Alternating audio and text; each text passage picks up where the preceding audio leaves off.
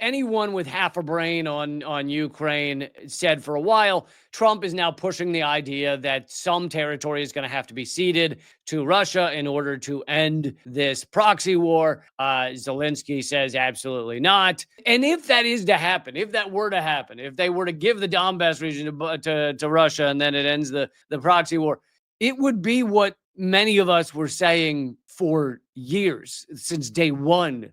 Oh, this is going to end at a peace table with some sort of negotiations. So do we need to kill 1 million people before we do that? Oh, no, we're not there yet. So, yeah, just keep killing everybody. That's great on both sides. Absolutely. Let's just keep massacring people. One day we'll sit down at that table and we'll agree to one of these things. But right now, let's just keep murdering everybody.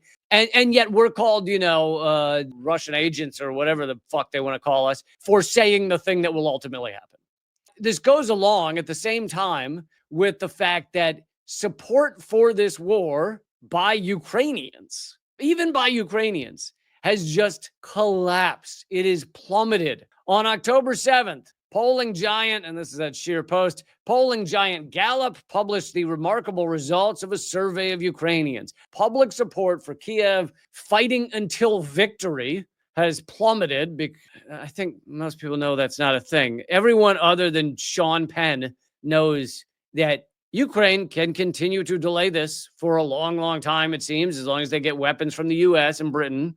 But they're not winning.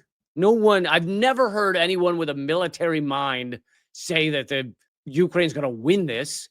And the U.S. ruling elite, even the ones who started this proxy war, they don't think Ukraine's going to win. They just want to see it harm Russia as much as possible, draw down their men, draw down their munitions, hurt their economy, sanctions on them, hurt their energy resources, blow up the Nord Stream. That's what they sought.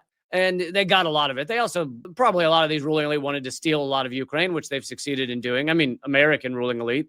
More land in Ukraine has been sold off to multinational corporations since the beginning of this war than has been captured by Russia. Technically speaking, in this war, the U.S. and multinationals, corporate America, corporate West, has gotten more Ukraine land than Russia has. That's the real winner.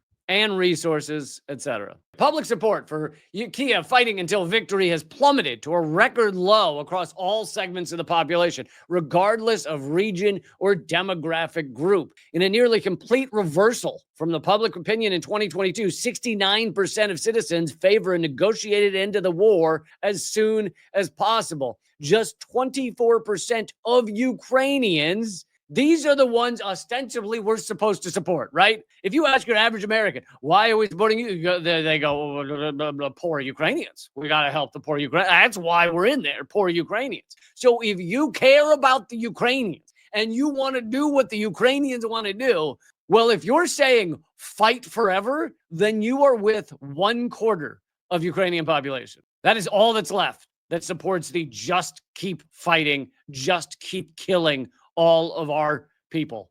Vanishingly few in Ukraine believe the proxy war will end anytime soon. The reasons for Ukrainian pessimism on this point are unstated, but an obvious explanation is the intransigence of President Zelensky, who's also, as you guys well know, surrounded by Nazis. So it's tough to know how much is him speaking and how much is his Nazi friends who say basically we'll murder you if you end this war. How much is it them speaking? I mean, he is a puppet, so are we hearing from the puppeteers? Is that what's going on here? Zelensky, encouraged by his overseas backers, Britain in particular, London's reverie of breaking up Russia into readily exploitable chunks dates back centuries and became turbocharged in the wake of the February 2014 Maidan coup that was created, directed, stage managed, funded by the U.S. and the CIA was there at the time. In July that year, even the New York Times has admitted that. In July of that year, 2014, a precise blueprint for the current proxy conflict was published by the Institute of Statecraft, a NATO MI6 cutout founded by veteran British military intelligence apparatchik Chris Donnelly. Ukrainians support negotiated peace, and here are the numbers. If you're looking at the chart right now, it shows how severely these numbers have switched. When this war started, when this proxy war started, technically in 2022. It actually started earlier than that, but 2022, only 22% or so of Ukrainians said that they wanted to seek a negotiated ending to the war. Now that's at 69%.